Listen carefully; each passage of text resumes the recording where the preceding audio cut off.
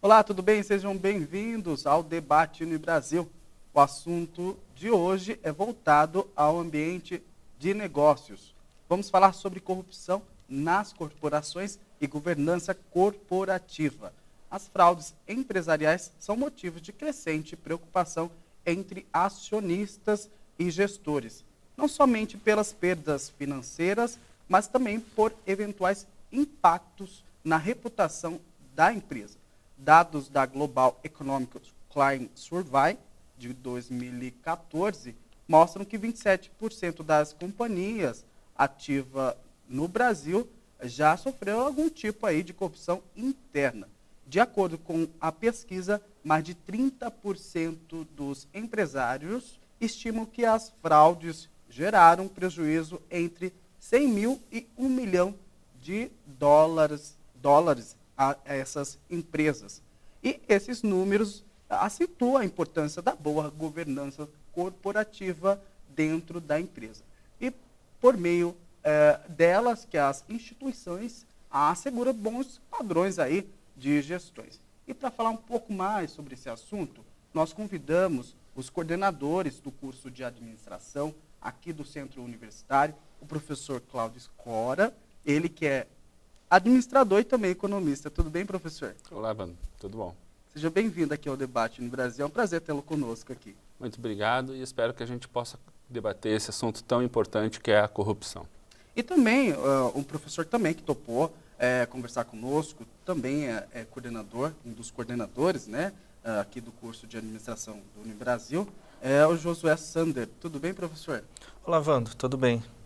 Agora, para começarmos o nosso bate-papo, a corrupção corporativa consiste normalmente em quê? São roubos internos, propina, desvio de dinheiro? Quais situações entram nessa situação, professor? Bom, Vando, nós temos um conceito muito amplo para a corrupção nas organizações, nas corporações.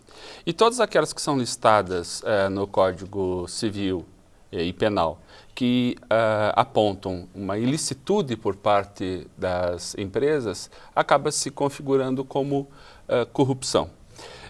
E que por essas organizações, elas têm que ser combatidas. Pelo menos é a visão que nós temos enquanto administradores e como consumidores e cidadãos, né? Nós acreditamos que empresas que sejam mais lícitas geram um ambiente de negócios melhor. E assim nós temos uma melhor situação de concorrência e competitividade. Ao mesmo tempo que a gente incorpora todo esse movimento que está ocorrendo agora de se criar um ambiente sem corrupção. Mas é importante ressaltar, né, apesar que a gente tem um pouco da visão que a corrupção é dos outros e não é nossa, que as empresas também têm que pensar em garantir meios e mecanismos de impedir que a corrupção seja uma prática constante e cotidiana das suas ações, seja de seus empregados, né, seja de seus diretores ou ainda da sua própria prática e modelo de negócio. E a corrupção envolve tanto a empresa tentando obter vantagem, como a criação de caixa 2 para sonegar impostos, para evitar de pagar essa alta carga tributária que existe no Brasil, como reduzir a qualidade de um serviço que havia prometido para o cliente, fazer alguma forma diferente do que tinha sido previamente acordado, ou também dos próprios funcionários praticando desvios ou alguma outra forma interna que procure tirar vantagem para o funcionário, de aumentar o resultado, para aumentar seu bônus financeiro. Então, existem essas duas formas de corrupção dentro da organização, tanto a que ela faz, quanto a que ela sofre também dos seus colaboradores. Agora, essa questão aí da corrupção corporativa, ela já é algo ligado ao caráter, à identidade do brasileiro em si, professores? Vocês acreditam nessa possibilidade ou não? Eu acredito que ela é uma característica do mundo empresarial, independente de país. Porém, há países em que há um sistema legal que é mais rígido em impedir e também países onde existe uma cultura menos permissiva à corrupção. Eu vejo que no caso brasileiro nós temos uma cultura mais permissiva, nós brasileiros aceitamos a corrupção como algo dado, até pelas práticas que nós executamos e aceitamos executar. Eu já tenho um ponto para falar sobre isso. E também o nosso sistema judiciário, apesar de uma excelente legislação, não pune tanto quanto a legislação que existe e é boa deveria punir. Voltando ao aspecto da questão cultural e por que nós somos permissivos à legislação.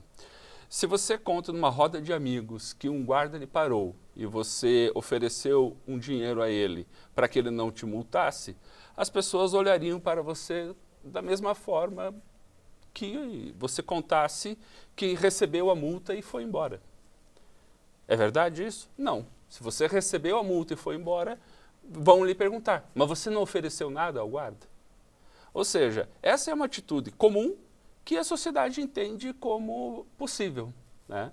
Então isso mostra um pouco como o ambiente cultural, né, como o nosso modo de ser enquanto cidadão acaba impactando nas empresas, porque as empresas, nós passamos boa parte do nosso tempo dentro das corporações, dentro das empresas. E obviamente que não existe um muro, né, que separe uma atitude da pessoa na sua vida pessoal e na sua vida dentro da empresa. Então isso é algo que o aspecto cultural e a ausência do rigor da lei faz com que eu veja que nós temos um ambiente mais propício para esse tipo de atividades.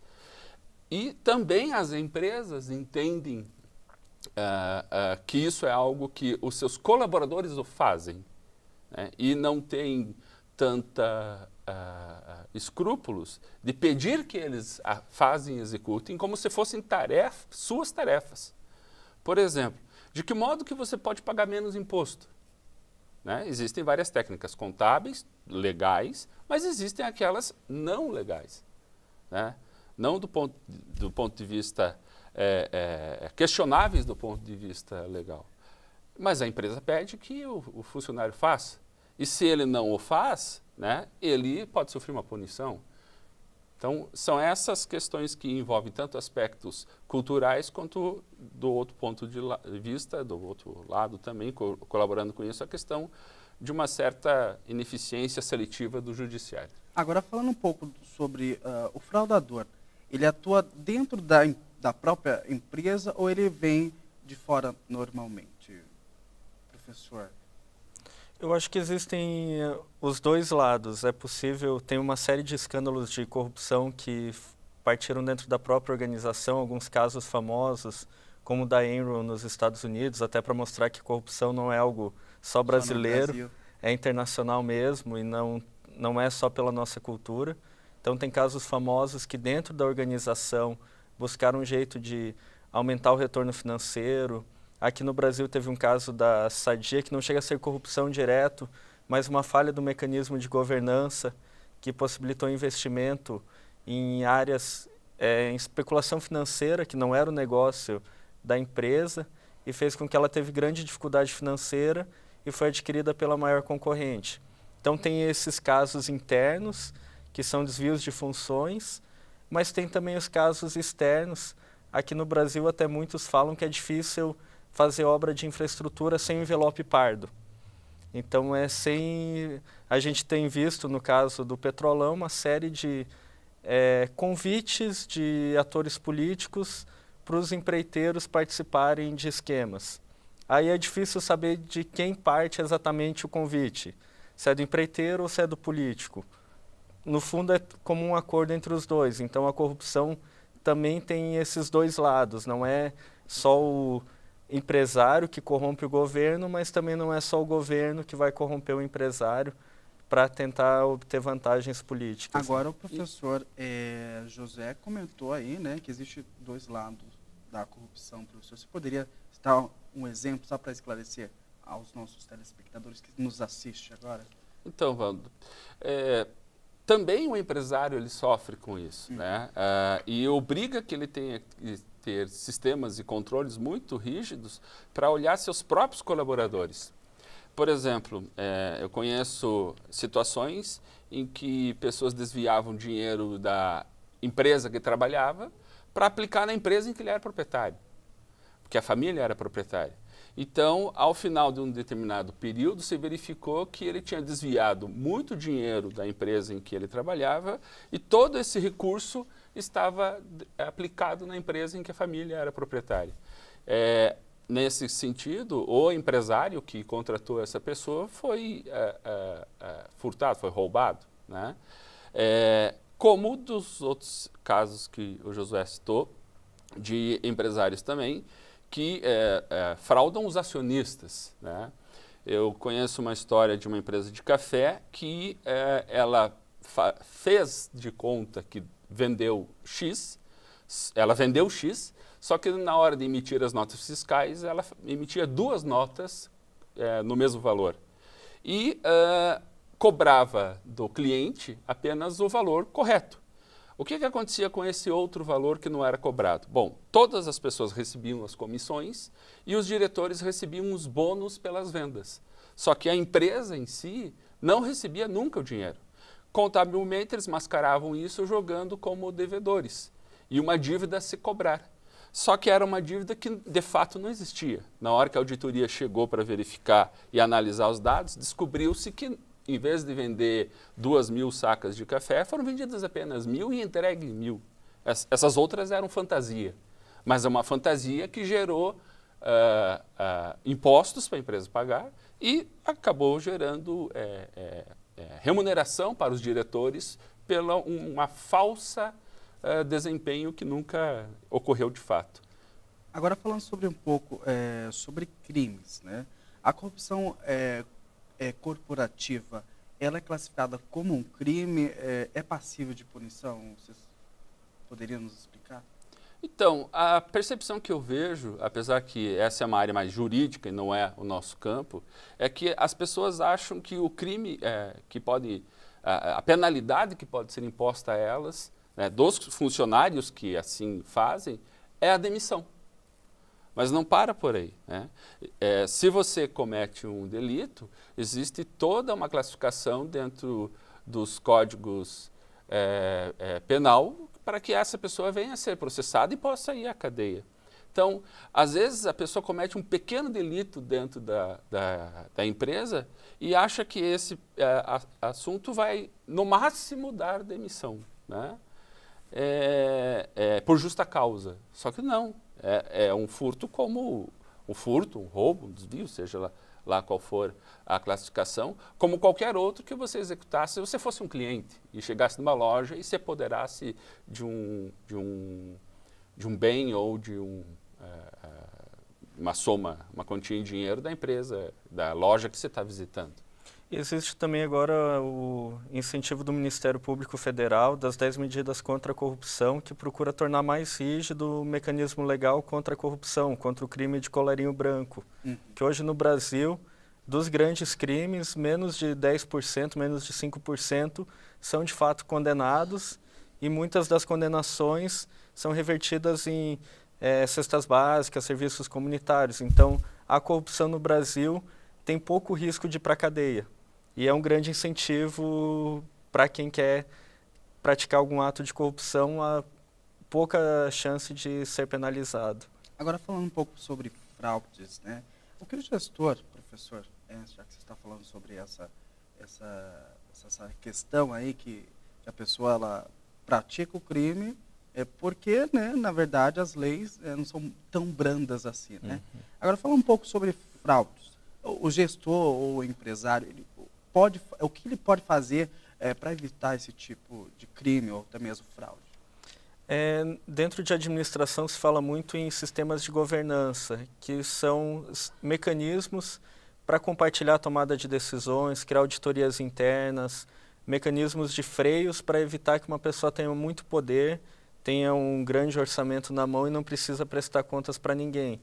Então isso é uma alternativa de criar mais órgãos colegiados, uma tomada de decisão com, de fato, quem tomou assumindo responsabilidade por prejuízo, por eventuais crimes, auditorias, tanto a interna quanto a externa, por outras empresas de contabilidade, de auditoria.